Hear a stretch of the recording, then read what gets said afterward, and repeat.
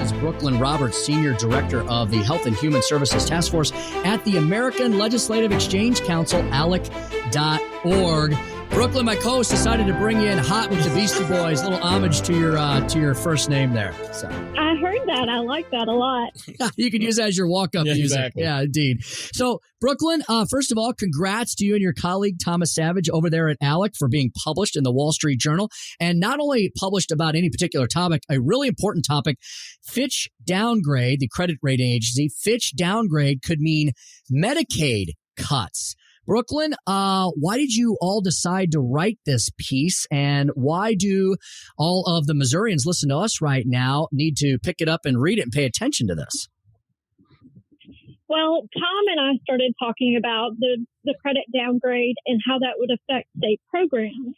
As you know, Medicaid is almost 30% of most state budgets. So when the federal government's borrowing capacity is either lower or interest rates are higher, it's harder to borrow money. And we started looking at that situation, and we concluded that when the federal government is forced to cut spending, they're going to look to Medicaid before they look to Medicare and Social Security. Mm-hmm. Brooklyn, as Senior Director of the Health and Human Services Task Force at ALEC, I think you're uniquely qualified to answer my next question. The New Mexico governor has declared a public health emergency and has suspended basically the constitutional carry in New Mexico. Is that a real public health emergency, do you believe? I don't believe that counts as a public health emergency. I think that's a very thin line to try to make that a health problem. Mm-hmm.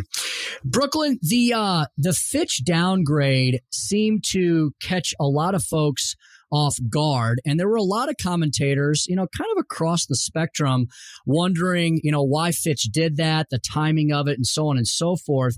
But others argued that, no, this was a very valid move for Fitch to make on the heels of trillions of dollars of historic spending, and that this is going to have, they say elections have consequences. Trillions of dollars of government spending seem to have consequences as well.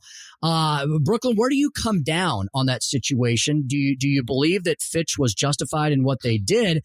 And is all this spending having real consequences on things like Medicaid budgets and more? I do think they were justified. I think a lot of what was driving that was the constant debt limit battles in Congress. And I think, as long as we keep, putting that off and having one of those every few months or every year, things are in flux and the markets don't like that. Brooklyn, I'm sorry. Oh, that's okay. Go ahead.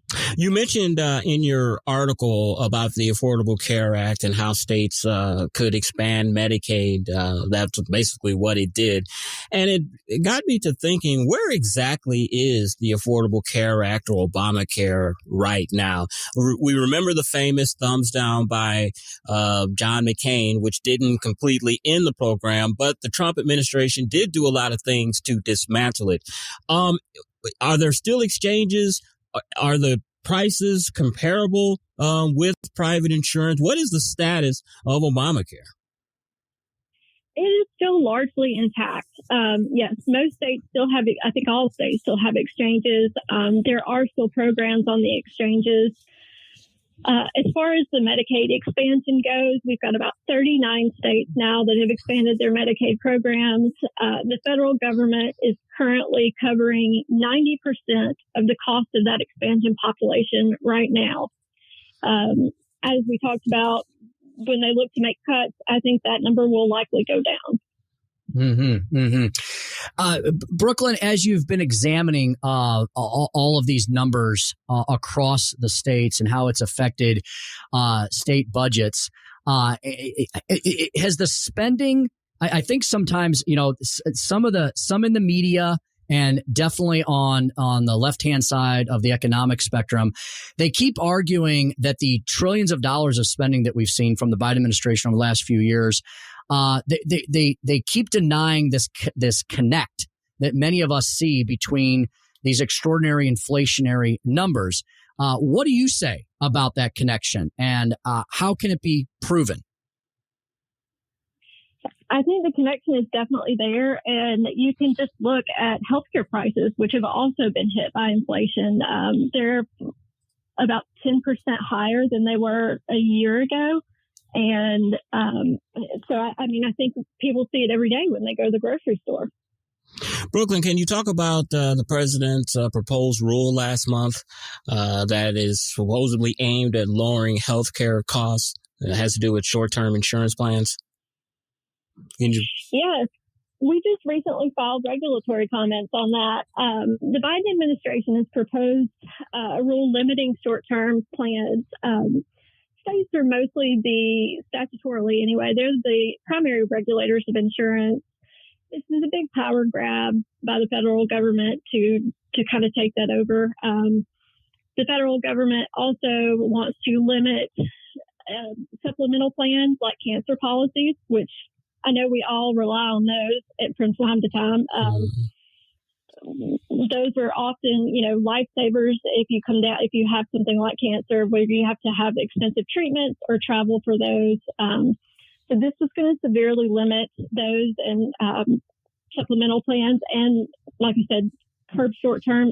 It would only be 3 months with a possible 1 month extension. Folks, we're speaking to Brooklyn Roberts, Senior Director of the Health and Human Services Task Force at the American Legislative Exchange Council, ALEC.org.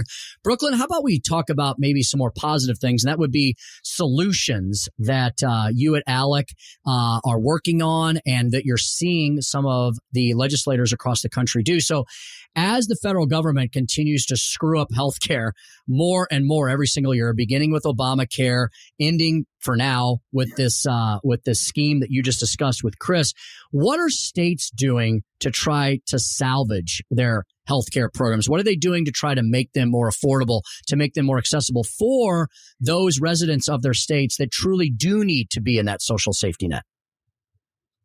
I think the key is giving people options. One size doesn't fit all. We all know that. And having the largest menu of options available so that people can get the coverage that best meets their needs is the way to go with that. And so we're looking at things like healthcare price transparency to let people know what their healthcare is costing. Most of us go to the doctor, we pay a copay, and the insurance company covers a lot of the portion, and we might get an EOB at the end to give us our total. But I think knowing on the front end allows you to shop for healthcare and to figure out where you want to go to get your care. We're also looking at alternatives to health insurance, like healthcare sharing ministries, Farm Bureau type plans, and association health plans. So I think it's more about giving people options. Brooklyn, you wrote an article back in May for a guest column, actually, for the Daily Caller, encouraging states to make some of their temporary healthcare reforms permanent. What are some of those? The telehealth reforms were particularly important. They lifted a lot of restrictions when it came to COVID with regard to telehealth. These are options that people can use safely, and it allows you to choose the provider that you want, regardless of where they're physically located. It allows doctors to monitor patients, from a distance, and allows people oftentimes to get the mental health treatment they need. So I think that was one of the biggest ones. Brooklyn, before we let you go, something that's been popping up in the news over the last few weeks is the notion that mandates might be trying to make a comeback. I'm talking about mask and vax mandates. And of all places, Brooklyn, maybe there is some sanity left in the crazy state of California.